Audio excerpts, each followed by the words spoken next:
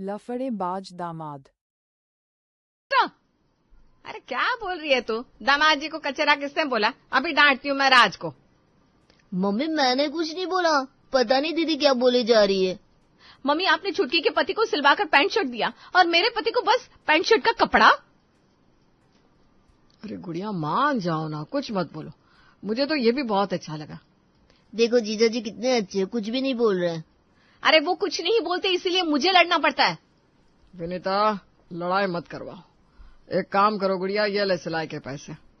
अरे इसकी क्या जरूरत है पापा जी? बिल्कुल जरूरत है। अच्छा ठीक है, अब आप लोग इतनी जिद कर रहे हैं तो रख लेता हूँ। एक दिन पहले।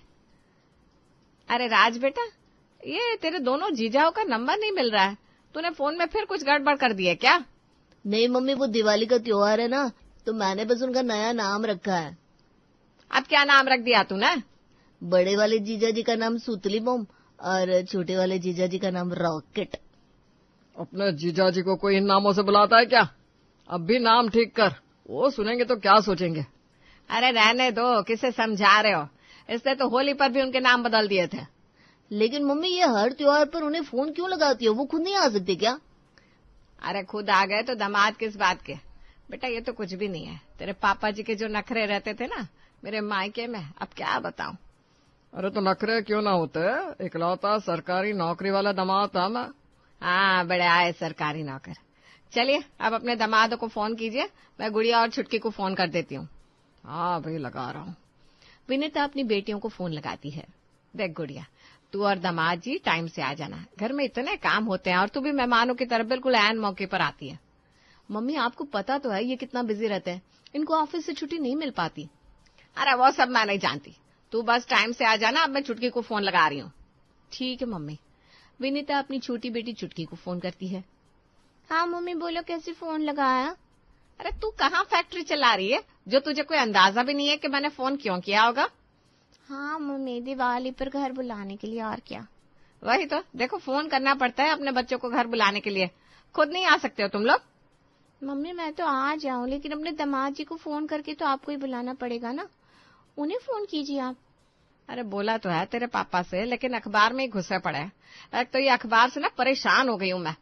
अरे घर के सारे काम छोड़कर बस खबरें पढ़वा लो इनसे। मम्मी आप फोन करवा देना, हम आ जाएंगे। विनीता अपने पति महेश के पास आती है और देखती है महेश अभी भी अखबार पढ़ रहे थे। ये देखो विनीता, पति ने दिवाली पर नहीं दिलाया हार तो पत्नी ने नहीं बनाई मिठाई। आपको भी नहीं मिलेगी मिठाई अगर आपने अपने दामादों को नहीं किया फोन। अरे वाह, ये तो कल की ब्रेकिंग न्यूज बन जाएगी। ऊपर से हमारे सुतली बम और रॉकेट नाराज हो जाएंगे, वो अलग। अरे भाई कर देता हूँ फोन, ठीक है। महेश अपने बड़े दामाद राकेश और छोटे दामाद विजय को फोन लगाते हैं। नमस्ते पापा जी, कुछ काम था क्या आपको? पापा जी, आप अपने आप को पापा जी क्यों बोल रहे हैं? अरे विजय बोल रहा है, मैंने तुम दोनों को कॉन्फ्रेंस कॉल लगाया है। अच्छा अच्छा, बताइए पापा जी क्या बात है? बनते तो ऐसे हैं ये लोग जैसे मालूम ही ना हो कि क्यों फोन कर रहा हूँ मैं। पापा जी क्या हुआ, आवाज नहीं आ रही? मेरी आवाज आ रही है क्या? हाँ भाई आ रही है आवाज। अब आप लोग सुनिए, दिवाली की पूजा है तो कल हमारे यहाँ आ जाना। ठीक है पापा जी। अरे आप कॉल ना भी करते तब भी हम आ ही जाते। बेटे को कॉल करके घर थोड़ी ना बुलाया जाता है। सही कह रहे हो, लेकिन फोन करना तो जरूरी होता है। आप लोग समय से आ जाना। अगले दिन विनीता घर में मेहमानों के लिए नाश्ता तैयार कर रही थी। क्या लगता है मम्मी, कौन पहले फटेगा, सुतली बम या रॉकेट? अरे चुप हो जा, अगर सुन लिया किसी ने तो। अरे पर अभी आए कहाँ हैं? कौन नहीं आया साले साहब? अरे सुतली बम। क्या कहा? कुछ नहीं जीजा जी, मैं मम्मी से कह रहा था पटाखे खरीदने के लिए। अच्छा अच्छा। विनीता मेरा अखबार नहीं मिल रहा, आज आया नहीं क्या? अरे अखबार छोड़िए, दामाद जी और गुड़िया आ गए हैं। बड़ी सुबह सुबह आ गए दामाद जी आप तो। मैं तो मना कर रही थी, इन्होंने ही कहा घर चलकर कुछ काम हो तो देख लेंगे। अरे बड़ा अच्छा किया, चलो अब कुछ मदद भी हो जाएगी। आइए जीजा जी, हम लोग लाइट्स लगा लेते हैं। राज अपने जीजा जी को छत पर ले जाता है, तब तक विजय भी अपनी पत्नी छुटकी के साथ आ जाता है। अरे नहीं। क्या हुआ? मम्मी ने लिफाफे लाने को कहा था, मैं उन्हें देना ही भूल गया। अरे तो मुझे बता दो कहाँ रखे हैं, मैं दे आता हूँ। मेरे कमरे में ही, आप मम्मी को दे देंगे? राकेश नीचे आता है, लिफाफे उठाकर देखता है। लिफाफे तो बड़े महंगे हैं, लेकिन ये क्या, बस 500 ही। अभी बढ़वाता हूँ पैसे।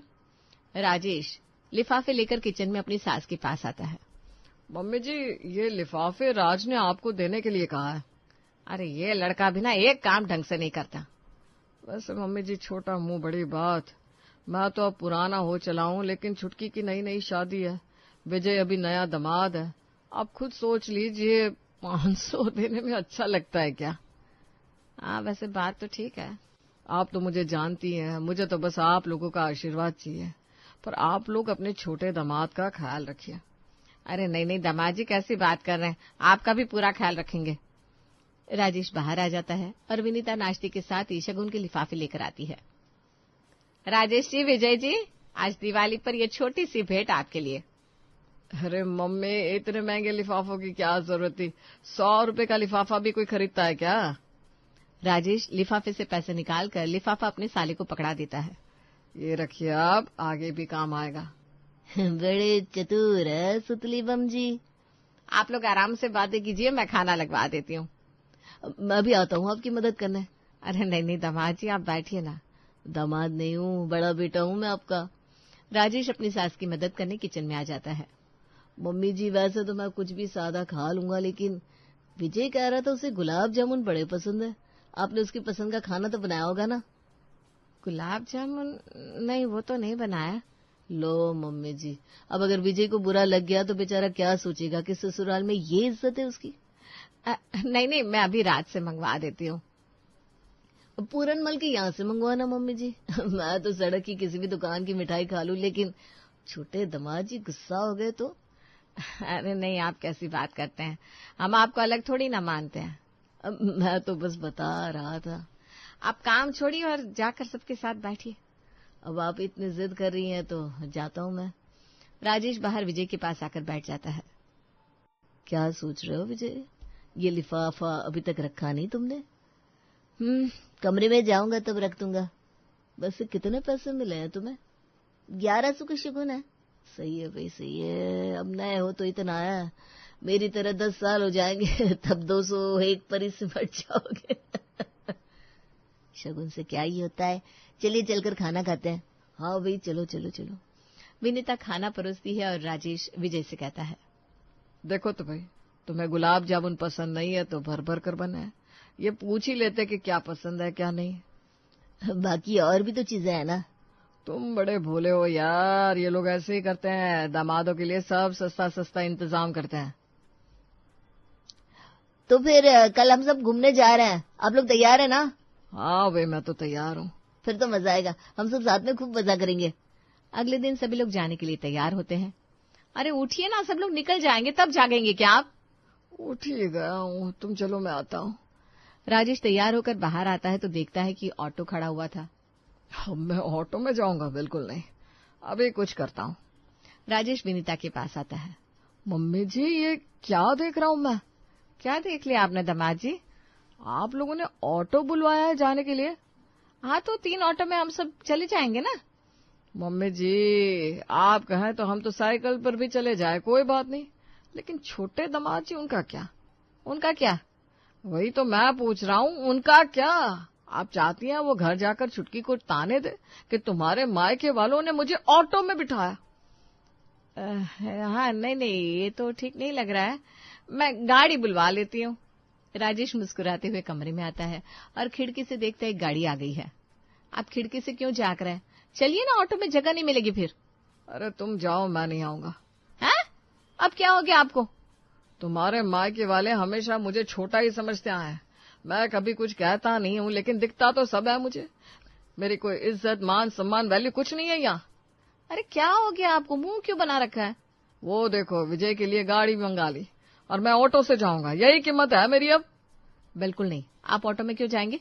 छुटकी का पति कोई वीआईपी है क्या? मैं अभी जाकर बोलती हूँ मम्मी पापा से। अरे नहीं नहीं नहीं, तुम किसी का दिन खराब मत करो, सब बहुत खुश हैं। तो आपकी खुशी का क्या? मैं अभी आती हूँ, रुकिए। गुड़िया अपने मम्मी पापा के पास जाती है और कहती है, मम्मी। अरे गुड़िया, जल्दी आना, दामाद जी कहाँ है? मम्मी, आपकी ये बात ठीक नहीं है। अब कौन सी बात क्या ठीक नहीं है? सिलाई के पैसे तो दे दिए सुबह हमने। सिलाई की बात नहीं है, आपने नए दामाद के लिए गाड़ी मंगवा दी और पुराने दामाद को ऑटो में भेज रही हैं। अरे तो क्या हुआ, कौन सा बहुत दूर जाना है? बात दूर की नहीं है, बात इज्जत की है। अब हमारी कोई कीमत ही नहीं है इस घर में, हमें कहीं नहीं जाना, आप लोग ही जाओ। सुनिए जी, आप एक गाड़ी और बुलवा दीजिए, ऑटो वापस भेज दो। मेरा तो सुबह से मूड खराब है, एक तो अखबार नहीं मिल रहा, ऊपर से तुम लोगों का नाटक। हाँ, मेरी बात तो नाटक ही लगेगी ना। राज, तू जाकर गाड़ी बुक कर, पहले ही बहुत लेट हो गए। राज दूसरी गाड़ी मंगवाता है, तब जाकर सभी लोग घूमने निकलते हैं। होटल तो अच्छा है, लेकिन इसमें सबसे बड़ा और लग्जरी कमरा मेरा होना चाहिए। सब लोग अपना अपना सामान उठा लो, कहीं कुछ रह ना जाए। मम्मी जी, रह तो अब छुटकी जाएगी अपने मायके में। ऐसा क्यों बोल रहे हैं दामाद जी? छोटे दामाद जी पहली बार हमारे साथ घूमने आए, अगर इन्हें होटल का सबसे अच्छा कमरा नहीं दिया तो बुरा तो मानेंगी, और फिर छुटकी को यहीं छोड़ गए तो? अरे नहीं नहीं नहीं, ऐसा क्यों होगा? अब देखिए मम्मी जी, मैं तो अपना हूँ, आप लोगों के परिवार में पुराना भी, मैं तो टेंट में भी रह लूंगा, लेकिन छोटे दामाद जी को कोई प्रॉब्लम नहीं होनी चाहिए। अरे उन्हें कोई प्रॉब्लम नहीं होगी और आपको भी नहीं होने देंगे। विनीता अपने दोनों दामाद के लिए होटल के सबसे अच्छे कमरे बुक करवाती है। मम्मी, जीजा के लिए इतने शानदार कमरे और हम यहाँ। अरे वो दामाद है, हम तो कहीं भी एडजस्ट हो सकते हैं ना। सही है मम्मी, चलो मैं जरा नाश्ते का ऑर्डर करके आता हूँ। हाँ, जल्दी से करके आ। कमरा तो मिल गया, लेकिन अब नाश्ता भी बढ़िया होना चाहिए। पापा जी को फोन लगाता हूँ। राजेश अपने ससुर को फोन लगाता है। क्या हुआ भाई, तू लौट क्यों आया? सुतली बम का फोन आया है, बात करो आप। हाँ सुतले। क्या पापा जी? 1 2 3 आवाज आ रही है? Hello hello hello. हाँ आवाज आ रही है। हाँ तो बताओ, कोई समस्या तो नहीं है? नहीं समस्या तो नहीं है, मैं बस ये कह रहा था, विजय ने बताने को मना किया था लेकिन मेरा मन माना नहीं। भैया अब ऐसी कौन सी बात हो गई? वो कह रहा था कि 5,000 से नीचे का नाश्ता आया तो होटल से अब भी निकल जाएंगे। क्या आप बात कर रहे हो? अब देखिए पापा जी, मैं तो आपके जैसा हूँ, मुझे कोई ठाट बाट से रहना नहीं, हम तो ठेले पर जाकर भी नाश्ता कर लेते हैं, लेकिन विजय अभी नया है, उसकी तो इज्जत करनी पड़ेगी ना। अरे सिर्फ उसकी क्यों दामाद जी, हम तो आपकी भी इज्जत करते हैं। आप लोग नाश्ते की क्या, खाने की चिंता भी छोड़ दीजिए। राजेश फोन रखता है और बड़ा खुश हो जाता है। क्या हुआ पापा, आपका चेहरा क्यों बुझे हुए दिए जैसा हो गया? छोटे दामाद जी की डिमांड आई है, नाश्ता चाहिए हाई फाई। जा ऑर्डर करके आ भाई। हाँ, और बड़े दामाद जी को वहीं भेजना, नहीं तो गुड़िया कहेगी हमने भेदभाव किया। ठीक है, जाता हूँ। नाश्ता करके सभी लोग शॉपिंग मॉल जाते हैं। विजय जी, आप इन ब्रांडेड कपड़ों की तरफ मत देखिए, ये लोग अपने दामादों को लोकल मार्केट के कपड़े ही दिलवाते हैं। अरे तो क्या हुआ, मैं अपने पैसों से ले लूंगा। हाँ, फिर ये देख लेंगे और आपको ही सारा खर्चा करना पड़ेगा।